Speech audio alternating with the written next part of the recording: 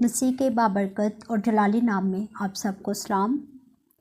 آج ہم کلام مقدس میں سے سیکھیں گے کہ جب ہم خدا کی جانب سے آزمائے جائیں تو تب ہمیں کیسے ثابت قدم رہنا ہے اور کیسے اپنی پیاری سے پیاری چیز جو ہمیں بے حد عزیز ہے اس کو بھی خدا کے لیے قربان کرنے سے دریغ نہیں کرنا۔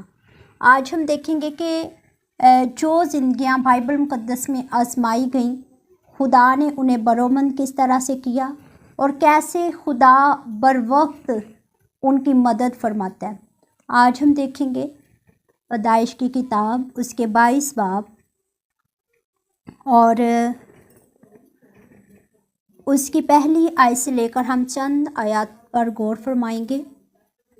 ان باتوں کے بعد یوں ہوا کہ خدا نے ابراہم کو آزمایا اور اسے کہا، اے ابراہم۔ اس نے کہا، میں حاضر ہوں۔ تب اس نے کہا کہ تو اپنے بیٹے اسحاق کو جو تیرا اکلوتا ہے اور جسے تو پیار کرتا ہے ساتھ لے کر موریا کے پہاڑ میں جا اور وہاں اسے پہاڑوں میں سے ایک پہاڑ پر جو میں تجھے بتاؤں گا سوختنی قربانی کے طور پر چڑھا۔ کلام مقدس کے پڑھے سنے اور قبول کیے جانے پر خداوند کی برکت ہو، آمین۔ آج ہم دیکھیں گے کہ ابراہم جنہیں خدا نے کسدیوں کے اور سے چنا اور خدا نے کلام فرمایا کہ تو اپنے ناطے داروں کو، اپنے عزیز و کار کو، اپنی ذاتی بھومی کو چھوڑ کر اس جگہ جا، اس جگہ پر ٹھکانہ کر جو جگہ میں تجھے دوں گا۔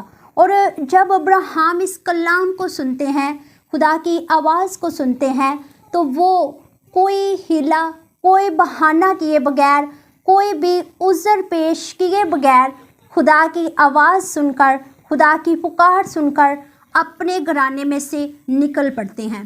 اور جب وہ وہاں سے نکلتے ہیں، کوچ کرتے ہیں، تو تب خدا نے ان سے وعدہ کیا کہ میں تجھے برومند کروں گا، میں تجھے بڑھاؤں گا، میں تیری نسل کو آسمان کے ستاروں کی مانند اور ریت کے ذروں کی مانند برومند کروں گا، بڑھاؤں گا۔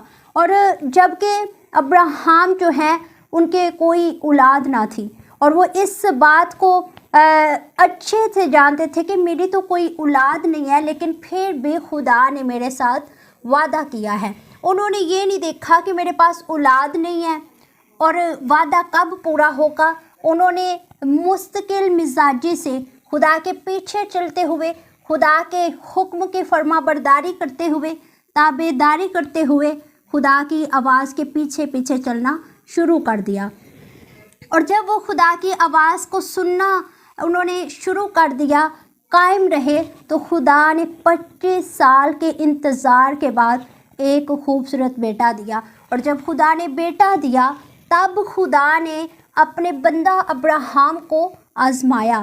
اور آزمانے کی وجہ کیا تھی؟ جب ہم یعقوب اس کا پہلا باب اور اس کی پہلی آیت میں سے دیکھتے ہیں تو وہاں پر لکھا ہے، اے میرے بھائیوں، جب تم طرح طرح کی آزمائشوں میں پڑو تو اس کو یہ جان کر کمال خوشی کی بات سمجھنا کہ تمہارے ایمان کی آزمائش صبر پیدا کرتی ہے، اور صبر کو اپنا پورا کام کرنے دو تاکہ تم پورے اور کامل ہو جاؤ اور تم میں کسی بات کی کمی نہ رہے۔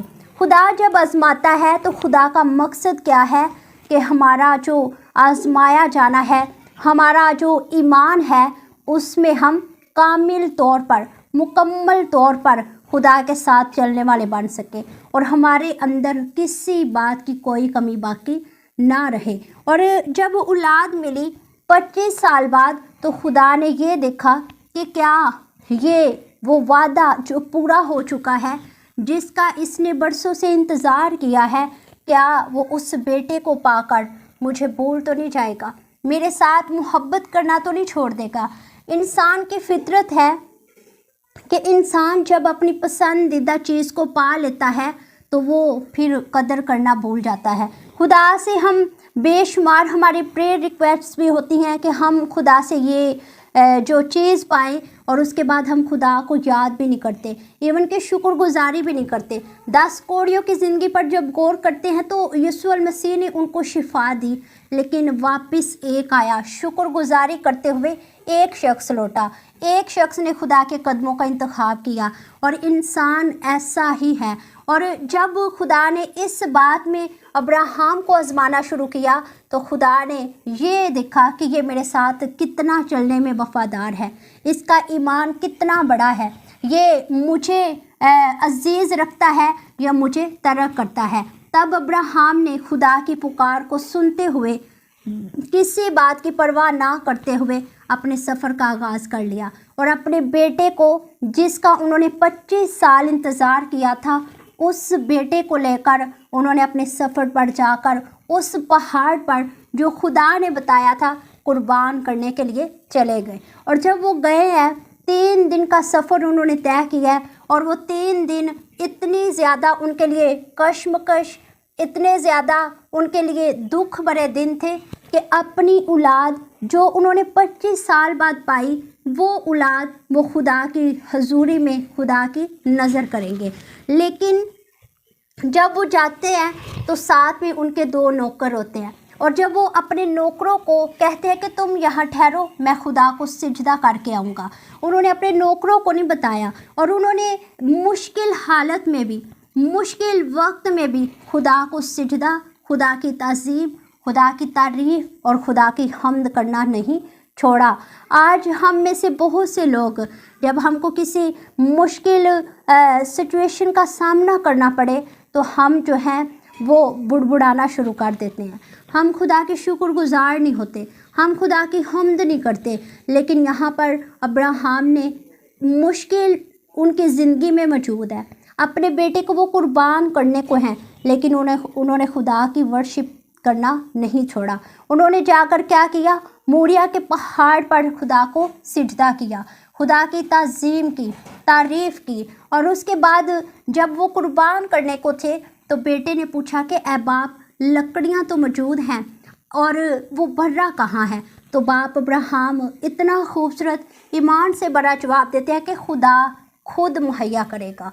हालांकि वो जानते थे कि ये हुक्म तो मेरे ऊपर लागू हो चुका है, मैंने अपने बेटे को कुर्बान करना है, बर्रा कोई और नहीं बल्कि मेरा बेटा ही होगा। लेकिन वो ईमान की आंखों में देख चुके थे कि वो खुदा जो मुझसे वादा करता है कि मैं तेरी नस्ल को बढ़ाऊंगा, मैं तुझे बरोमंद करूंगा, मैं तुझे बरकत पर बरकत दूंगा, वो खुदा मेरे साथ ऐसा नहीं करेगा। ये था उनका ईमान। लेकिन जब उन्होंने ऐसा करना शुरू किया, लकड़ियाँ रखी और ऐसा वो कुर्बान करने को थे, नज़र करने को थे, तो मेरे अजीज़ों लिखा है कि आसमान से आवाज़ आई और कहा गया, तब अब्राहम ने खुदा के फरिश्ता से कहा कि मैं हाजिर हूँ।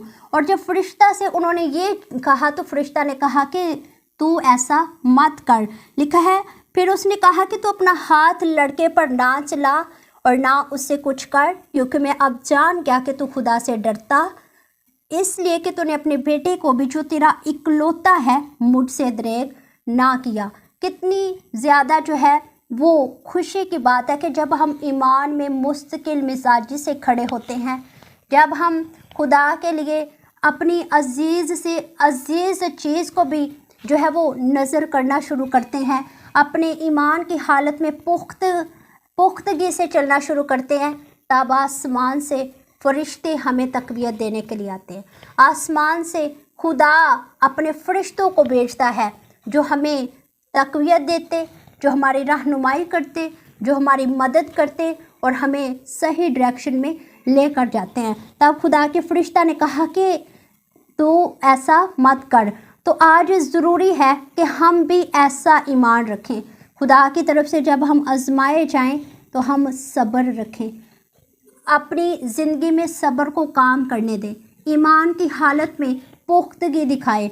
और आज अजीज़ों, हमें ऐसे मुस्तकिल मिजाजी से खड़े होने की ज़रूरत है, खुदा पर भरोसा रखने की ज़रूरत है, खुदा से और हर उस मामलात में अपने आप को और अपने से जुड़े हर उस शख्स को ये कहने की ज़रूरत है کہ خدا خود مہیا کرے گا۔ جب ہم ایسے مشکل مزاجی سے کھڑے ہوں گے تو خدا ہر ایک مشکل میں، ہر ایک مصیبت میں، ہر ایک سچویشن میں ہمارے ساتھ ہوگا۔ تو اس کلام مقدس کے وسیلہ سے خدا مجھے اور آپ سب کو عمل کرنے کی توفیق عطا فرمائے۔ آمین۔